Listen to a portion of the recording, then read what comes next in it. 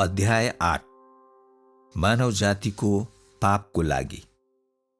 खराउँदै पीडाले तडपिँदै नग्नतामा जोर्नीबाट हड्डी निस्किएको, हात र खुट्टामा किल्लाहरू ठोकिएको, अनुहारबाट थुक र रगत बगिरहेको, टाउकोमा काँडाको मुकुटले थिचेको, राजाहरूका राजा र प्रभुहरूका प्रभुले आफूले सृष्टि गरेका मानिसहरूको पापको भार आफैमा लिनुभयो।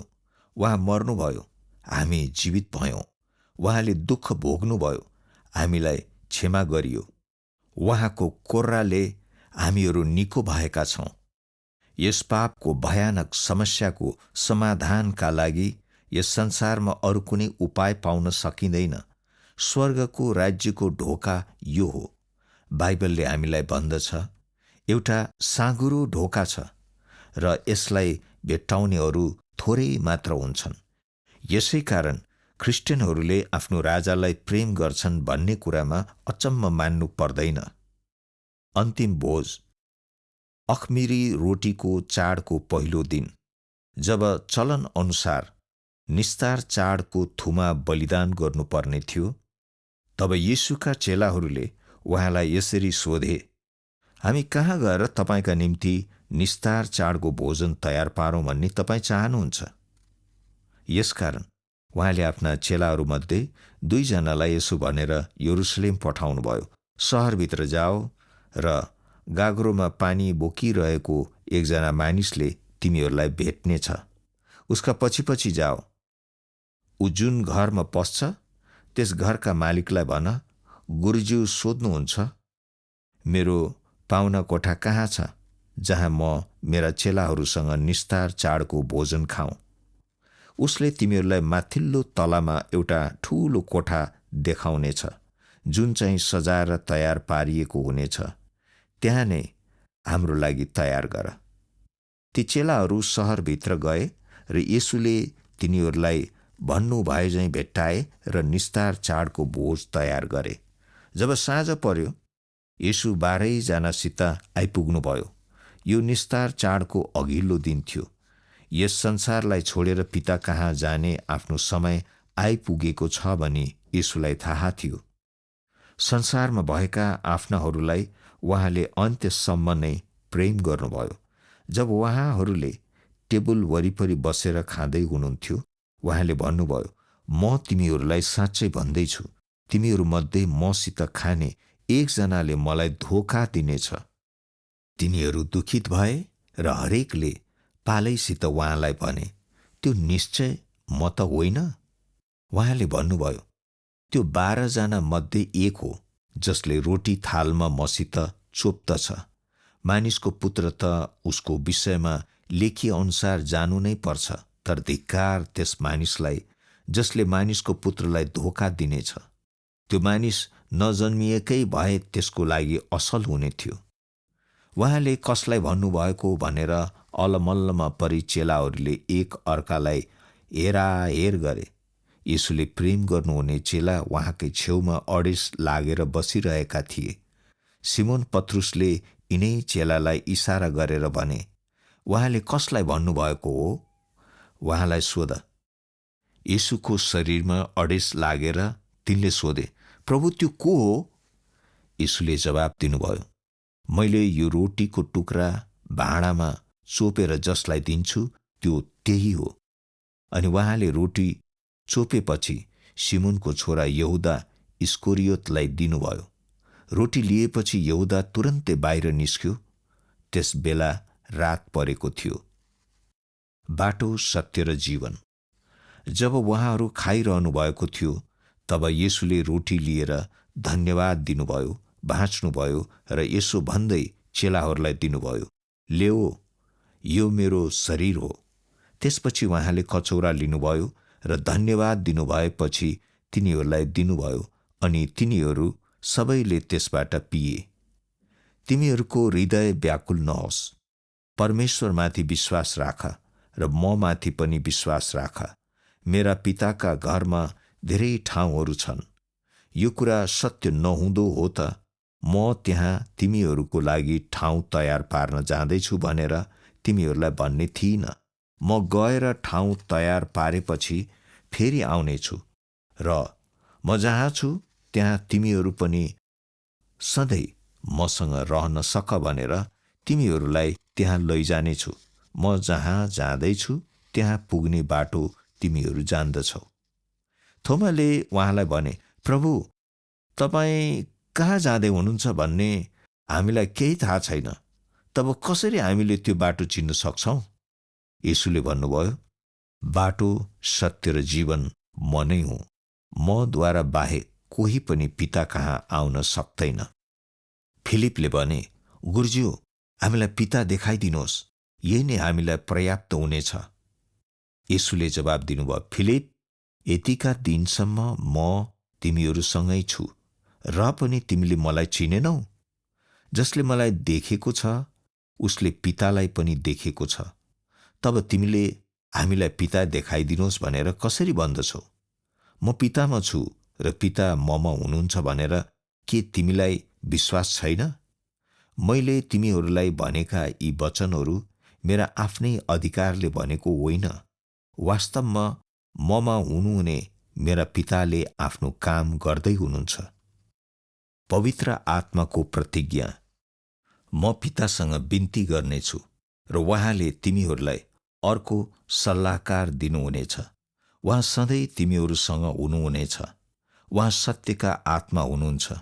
संसारले उहाँलाई ग्रहण गर्न सक्दैन, किनकि संसारले उहाँलाई देख्दैन र चिन्दैन पनि, तर तिमीहरूले उहाँलाई चिन्दछौ, किनकि उहाँ तिमीहरूसँग रहनुहुन्छ र उहाँ तिमीहरूभित्र हुनुहुनेछ। म तिमीहरूलाई टुहुरा छोड्ने छैन, म तिमीहरू कहाँ आउनेछु। पिताले मेरो नाममा पठाइदिनुहुने सल्लाहकार अर्थात् पवित्र आत्माले तिमीहरूलाई सबै कुराहरू सिकाउनुहुनेछ। मैले भनेका प्रत्येक कुरा पनि तिमीहरूलाई सम्झना गराइदिनुहुनेछ। येशूले जवाब दिनुभयो, जसले मलाई प्रेम गर्छ उसले मेरा शिक्षाहरू पालन गर्नेछ। मेरा पिताले त्यसलाई पनि प्रेम गर्नुहुनेछ अनि हामी त्यसकहाँ आउनेछौँ र त्यससँग बास गर्नेछौँ। मलाई प्रेम नगर्नेले मेरा शिक्षाहरू पालन गर्दैन। तिमीहरूले सुनेका यी वचनहरू मेरा आफ्नै होइनन्, तर मलाई पठाउनु हुने पिताका हुन्। मैले तिमीहरूलाई भन्नुपर्ने कुराहरू अझ धेरै छन्, तिमीहरूले अहिले सहन सक्ने भन्दा पनि बढी छन्। तर जब उहाँ अर्थात् सत्यका आत्मा आउनुहुन्छ तब उहाँले तिमीहरूलाई सबै सत्यतामा डोर्याउनु हुनेछ। उहाँ आफ्नै तर्फबाट बोल्नुहुने छैन, तर उहाँले आफूले जे सुन्नुहुन्छ त्यही बोल्नुहुनेछ र उहाँले तिमीहरूलाई हुन आउने कुराहरू घोषणा गरिदिनुहुनेछ। संसारमा घृणा र सतावट। संसारले तिमीहरूलाई घृणा गर्न सक्दैन, तर मलाई घृणा गर्दछ, किनकि यसले जे गर्दैछ त्यो दुष्ट काम हो भनी मैले त्यसको साक्षी दिन्छु। यदि संसारले तिमीहरूलाई घृणा गर्यो भने त्यसले पहिला मलाई नै घृणा गरेको हो भनी सम्झ। तिमीहरू संसारका हुँदा हौ त संसारले तिमीहरूलाई आफ्नालाई झैँ प्रेम गर्ने थियो, तर तिमीहरू यस संसारका होइनौ, किनकि संसारदेखि अलग रहन मैले तिमीहरूलाई चुने। यसै कारण संसारले तिमीहरूलाई घृणा गर्दछ। मैले तिमीहरूलाई भनेका कुरा सम्झ। कुनै पनि सेवक आफ्नो मालिकभन्दा ठूलो हुँदैन। यदि तिनीहरूले मलाई सताएका छन् भने तिमीहरूलाई पनि तिनीहरूले सताउने छन्। तिनीहरूले मेरा शिक्षा सुनेका भए तिमीहरूका शिक्षा पनि सुन्ने थिए। मेरो नामको कारणले गर्दा तिमीहरूलाई यस्तो व्यवहार गर्नेछन्, किनकि मलाई पठाउनु हुनेलाई तिनीहरूले चिन्दैनन्। म आएर तिनीहरूलाई नभनेको भए तिनीहरू पापको दोषी ठहरिने थिएनन्, तर अब आफ्ना पापको निम्ति तिनीहरूसँग कुनै बहाना छैन। मलाई घृणा गर्नेले मेरा पितालाई पनि घृणा गर्दछ। पहिला अरू कसैले नगरेका कामहरू मैले तिनीहरूका बीचमा नगरेको भए तिनीहरू पापको दोषी ठहरिने थिएनन्, तर अब तिनीहरूले यो अचम्मका कामहरू देखेका छन् तापनि म र पिता हामी दुवैलाई तिनीहरूले घृणा गरेका छन्। तर तिनीहरूका व्यवस्थामा लेखिएको यो कुरा पूरा हुन यसो भएको हो। तिनीहरूले मलाई बिना कारण घृणा गरे। पत्रुसको इन्कारको बारेमा येशूको भविष्यवाणी। एउटा भजन गाइसक्नु भएपछि उहाँहरू त्यहाँबाट निस्केर जैतुन डाँडातिर जानुभयो। येशूले तिनीहरूलाई भन्नुभयो, तिमीहरू सबैले मलाई त्याग्नेछौ, किनकि यसरी लेखिएको छ, म गोठालालाई हिर्काउने छु र भेडाहरू तितर बितर हुनेछन्। तर म जीवित भएर उठेपछि तिमीहरूभन्दा अघि गालिलमा जानेछु। पत्रुसले घोषणा गरे, सबैले त्यागे तापनि म चाहिँ त्याग्ने छैन। येशूले जवाब दिनुभयो, म तिमीलाई साँच्चै भन्दछु, आजै राति 2 पल्ट भाले बाँच्नु अघि तिमीले मलाई 3 पल्ट इन्कार गर्नेछौ। तर पत्रुसले जोडका साथ भने, यदि म तपाईसित मर्नु परे तापनि म तपाईँलाई कहिल्यै इन्कार गर्ने छैन। अनि अरू सबैले त्यसै भने। येशूको पक्राउ। प्रार्थना गरिसक्नु भएपछि येशू आफ्ना चेलाहरूसँग किद्रोन खोल्सा पारी जानुभयो। पारिपट्टि एउटा बगैँचा थियो र उहाँ आफ्ना चेलाहरूसँग त्यहाँ जानुभयो।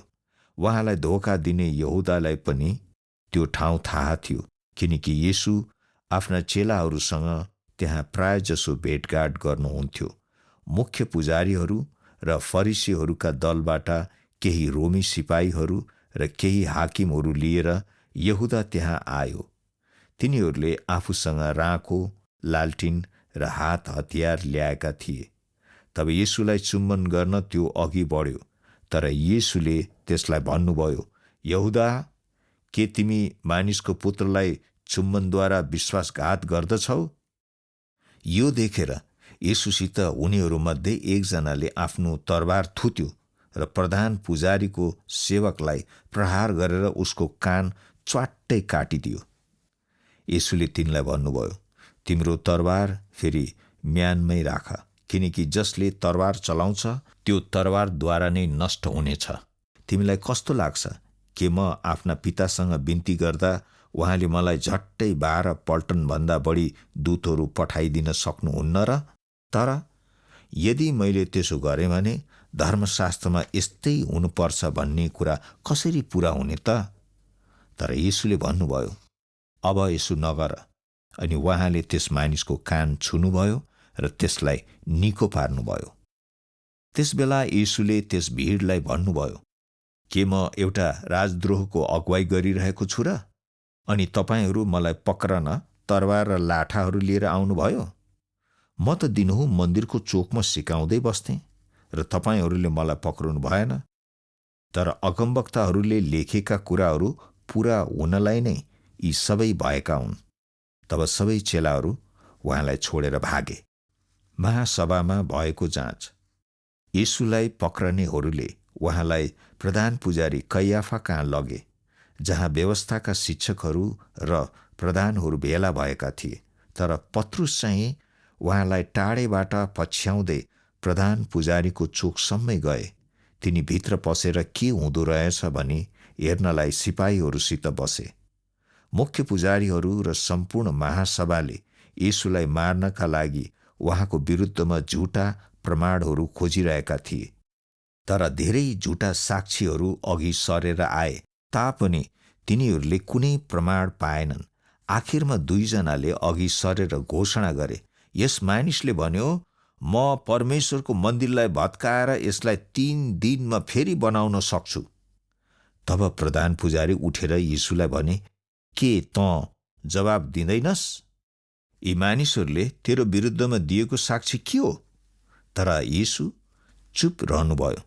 प्रधान पुजारीले उहाँलाई भने, म जीवित परमेश्वरको नाममा भन्दछु, त परमेश्वरको पुत्र ख्रिस्ट होस् भने हामीलाई भन्। येशूले जवाब दिनुभयो, हो, तपाईँले आफैले भन्नुभयो। तर म तपाईँहरू सबैलाई भन्दछु, भविष्यमा तपाईँहरूले मानिसको पुत्रलाई सर्वशक्तिमानको दाहिने हातपट्टि बसिरहेको र आकाशका बादलहरूमा आइरहेको देख्नुहुनेछ। तब प्रधान पुजारीले आफ्नो वस्त्रहरू च्यातेर भने, यसले ईश्वर निन्दा गरेको छ, अब हामीलाई अरू बढ्ता साक्षी किन चाहियो? हेर्नुहोस्, अहिले तपाईँहरूले ईश्वर निन्दा सुनिहाल्नुभयो। तपाईँहरू के विचार गर्नुहुन्छ? तब तिनीहरूले जवाब दिए, यो मृत्युदण्डको योग्य छ। तब तिनीहरूले उहाँको अनुहारमा थुके, मुक्का लगाए, अरूले थप्पड लगाएर भने, हे ख्रिस्ट, हामीलाई अगमबाणी गरेर भन्, तँलाई हिर्काउने को हो?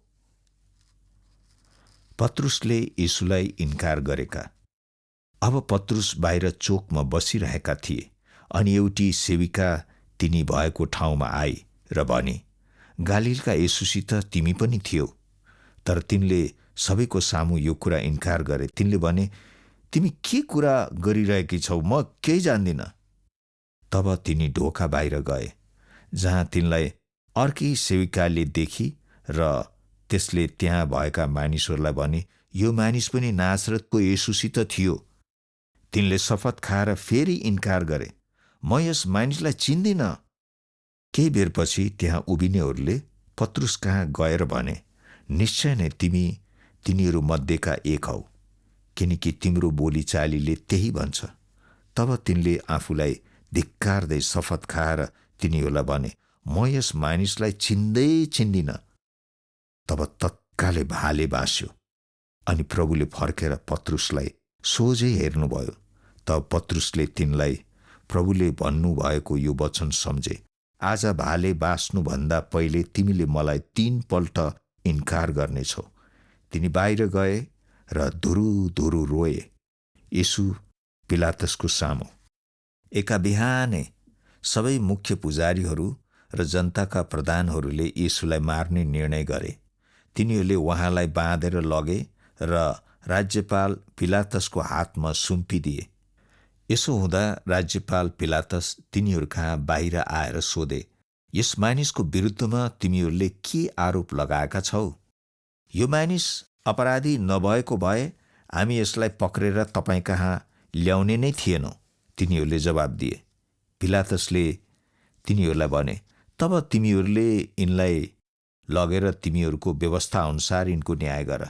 यहुदी अगुवाहरूले भने, तर कसैलाई मृत्युदण्ड दिने अधिकार हामीसँग छैन। तब पिलातस दरबारभित्र पसे र येशूलाई आफू कहाँ हाजिर गराउने आज्ञा दिए र उहाँलाई सोधे, के तिमी यहुदीहरूका राजा हौ?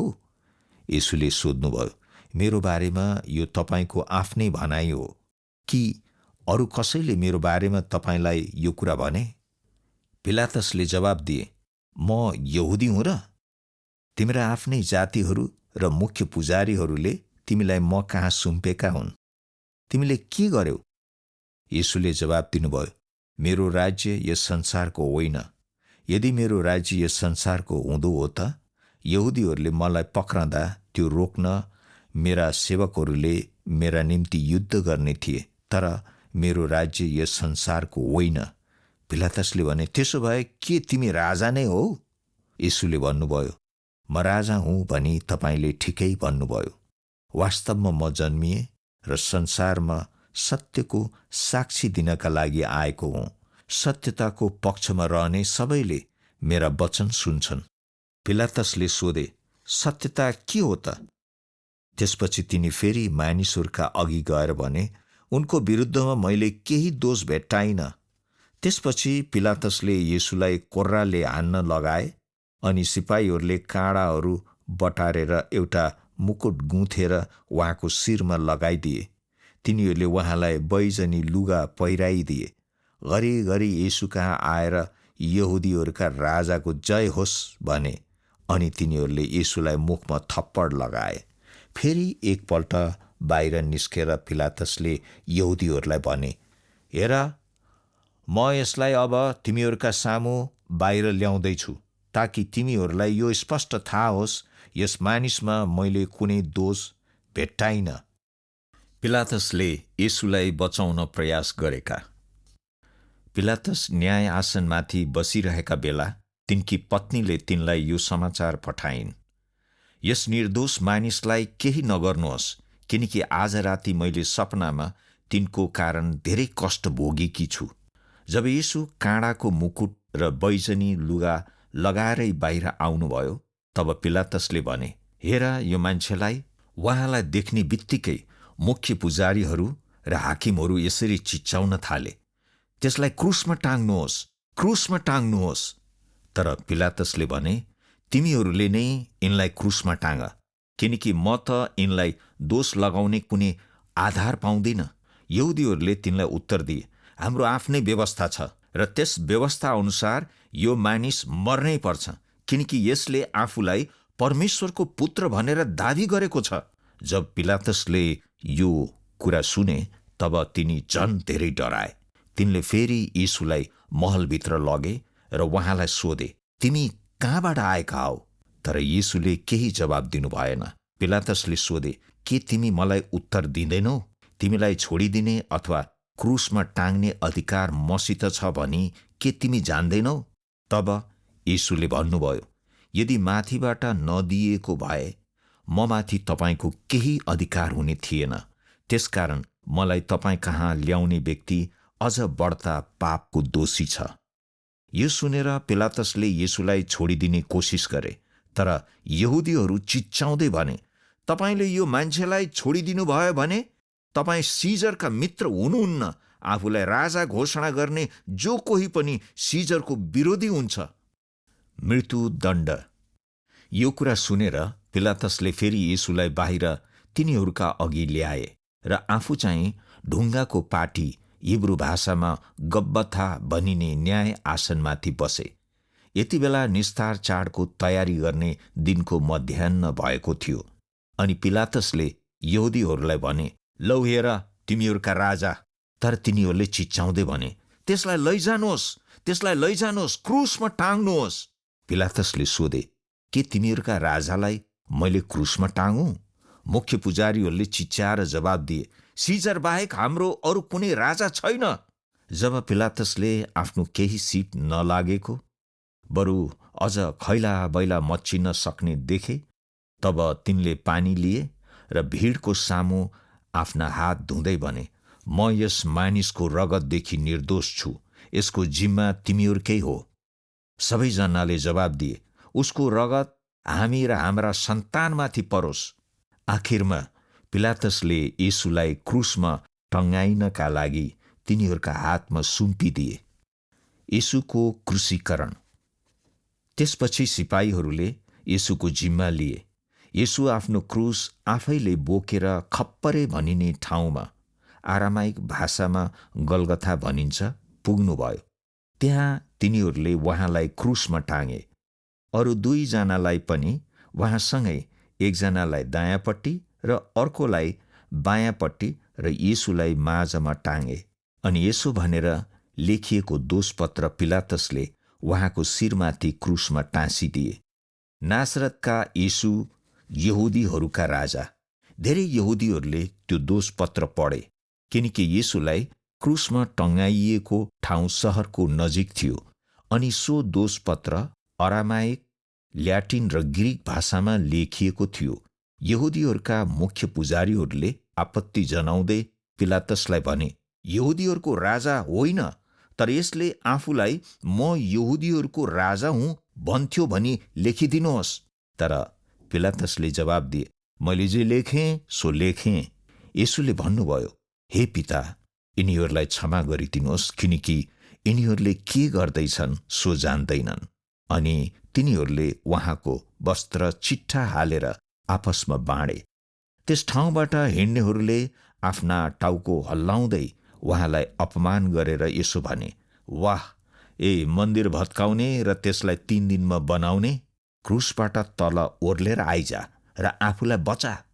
यस्तै किसिमले मुख्य पुजारीहरू र व्यवस्थाका शिक्षकहरूले आपसमा उहाँको अपमान गरे।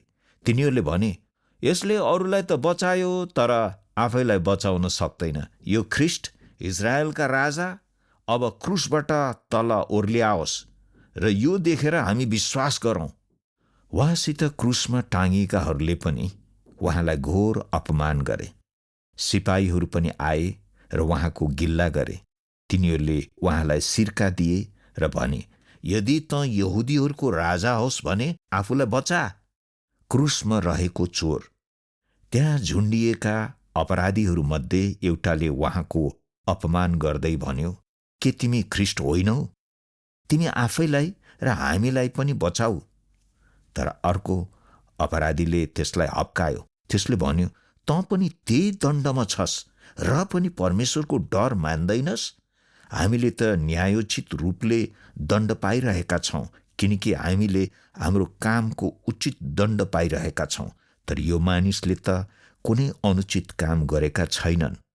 त्यसपछि त्यसले भन्यो, हे येशू, तपाईँ आफ्नो राज्यमा आउनुहुँदा मलाई सम्झनुहोस्।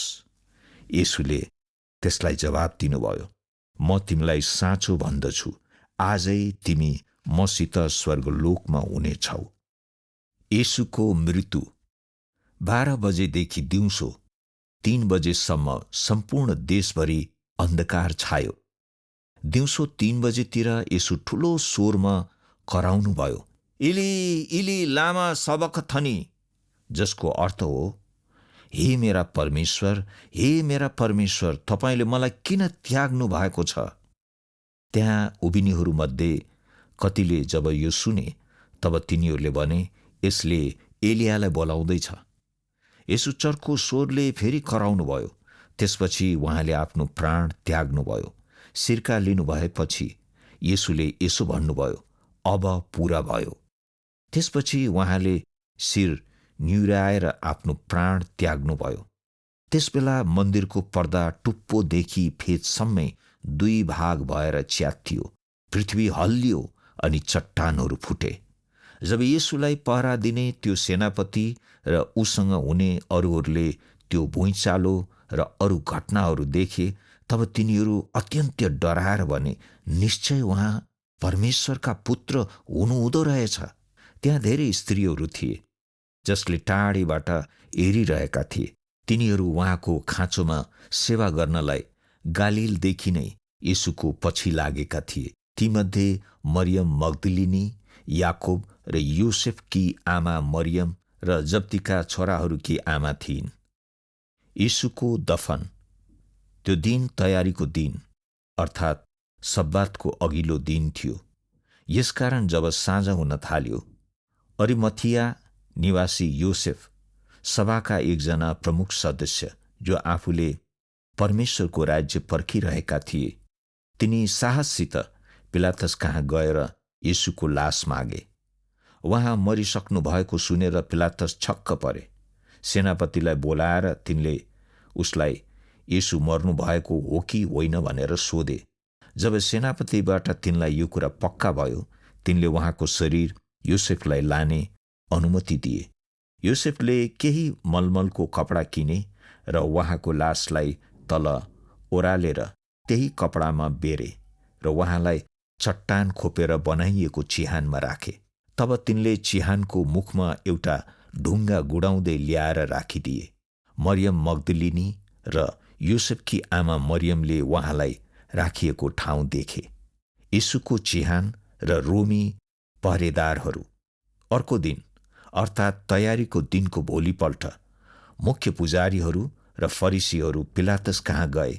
तिनीहरूले भने, हजुर, त्यस ठगले जिउँदो हुँदा म 3 दिनपछि फेरि जीवित भई उठ्नेछु भनेको कुरा हामीलाई याद छ। यसकारण तेस्रो दिनसम्म चिहानलाई सुरक्षित राख्ने हुकुम दिनुहोस्, नत्र त त्यसका चेलाहरूले आएर उसको शरीर चोरेर लैजालान् र मानिसहरूलाई उहाँ जीवित भई उठ्नु भएको छ भन्लान्। यो अन्तिम धोका चाहिँ पहिलोभन्दा अझ खराब हुनेछ। पिलातसले जवाब दिए, केही पहरेदारहरू लैजाऊ र चिहानलाई तिमीहरूले जाने अनुसार सुरक्षित राख। यसकारण तिनीहरू गए र ढुङ्गामा छाप लगाएर पहरेदारहरूलाई राखेर चिहानलाई सुरक्षित बनाए।